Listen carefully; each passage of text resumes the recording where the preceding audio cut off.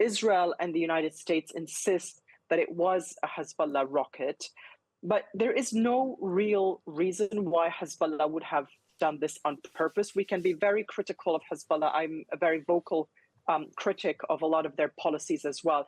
But it doesn't make sense for them to deliberately target a village of Arab Druze. The Druze community is present in the Golan, in the Syrian Golan occupied by Israel, inside Israel, but also in Lebanon. And Hezbollah has been trying to repair frayed ties with that community for various reasons, which we're not going to go into at the moment. So whatever the explanation for what happened, whether it was a misfire by Hezbollah, whether it was a misfire by some of their allies, whether it was an intercept by the Iron Dome that went astray, the result is the same. 12 children and teenagers are dead, and we're back at this brink. Welcome to you, Kim, from Lebanon. Thanks for having me, John. Thanks for joining us, Kim. So can you get us up to date with where we are on this now? I was reading reports earlier on that the Israeli cabinet have given the country's leadership, including Netanyahu, license for military action in response to this strike. What may happen next, do you think?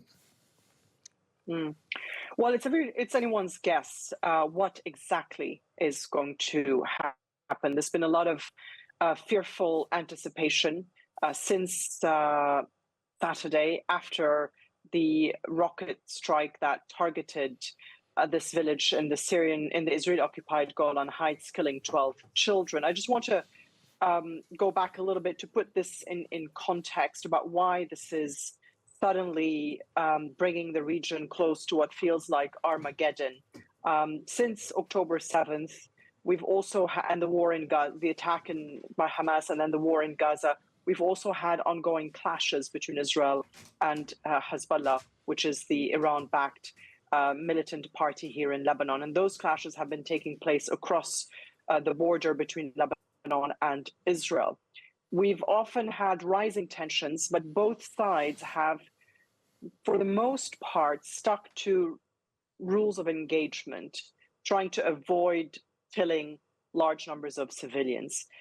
What happened on Saturday in the football field on the Golan Heights, occupied by Israel since 1967, is outside of this pattern, which is why it is very tragic, because 12 children and teenagers are dead, but also because it suddenly ratcheted up the pressure between Hezbollah and Israel, and of course Lebanon waiting anxiously to see how this is going to affect the country. Yes. Now, Hezbollah denies responsibility for that rocket attack, even though they've been targeting the Golan repeatedly over the last few months.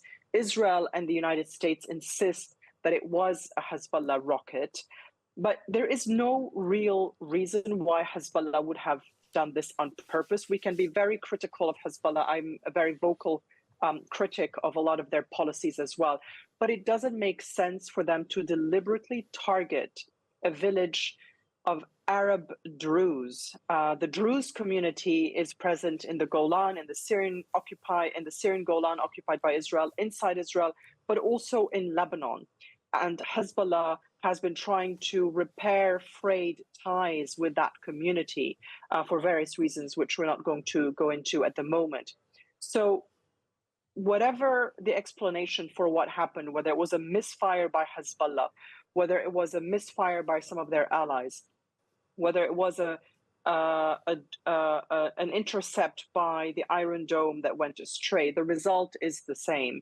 12 children and teenagers are dead, and we're back at this brink. Like this region keeps coming so close to the brink and then stepping back. And what we're waiting for now is to see whether the retaliation by Israel is going to be choreographed and telegraphed in such a way that Hezbollah's retaliation to that can then be contained as well. And that's why you're seeing that it's taken some time for Israel's retaliation to start. Right. And in your judgment, do you imagine that the Israeli leadership would take the IDF into total conflict with Hezbollah even on the back of an awful incident like this. Hezbollah is one of the most powerful non-state military forces in the world. They have something like 150,000 rockets and missiles at their disposal. And so far, both sides have wanted to go so far, but no further. Can you see Israel moving that distance into a full-scale conflict, Kim?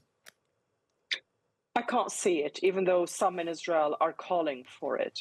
I think Benjamin Netanyahu, the Israeli prime minister, is moving very carefully because he knows the consequences of this. Israel's been here before. They've tried several times to destroy Hezbollah, to remove militants from Lebanon. It doesn't end well, and there's no reason why they can succeed this time. Hezbollah is a formidable force. It's not Hamas, and even Hamas is still standing after 9 months of war, even though the Israelis, after October 7th, said they were going to eradicate Hamas and they were going for total victory. It's left devastation in its wake, and Hamas is still standing. Now, with Hezbollah, as you said, the most powerful non-state group, military group, probably in the world, with 150,000 missiles that it can launch at Israel, with allies and foot soldiers in Iraq, Syria, and Yemen. This is not an easy fight, which is why, again, I think that what we're going to see unfold, it's something that is highly choreographed and telegraphed. Everybody is going to know exactly what's going to happen. And it's going to be reminiscent of what we saw unfold in April, when Israel overstepped and targeted Iranian assets in Syria. Iran felt it had to respond. And that was highly choreographed. I mean, it rained missiles and drones on Israel, but everybody knew what to expect. They were all intercepted.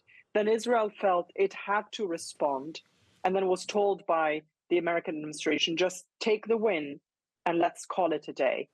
And I think that's what we're going to see here as well. At least that's what a lot of people are hoping. That's what the diplomacy is trying to achieve.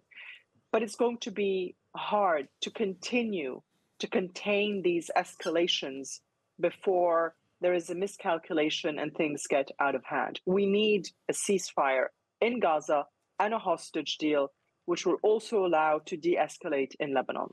Kim, great to get your expert perspective this afternoon. Kim Ghattas there, who writes for The Atlantic, on the line live from Lebanon.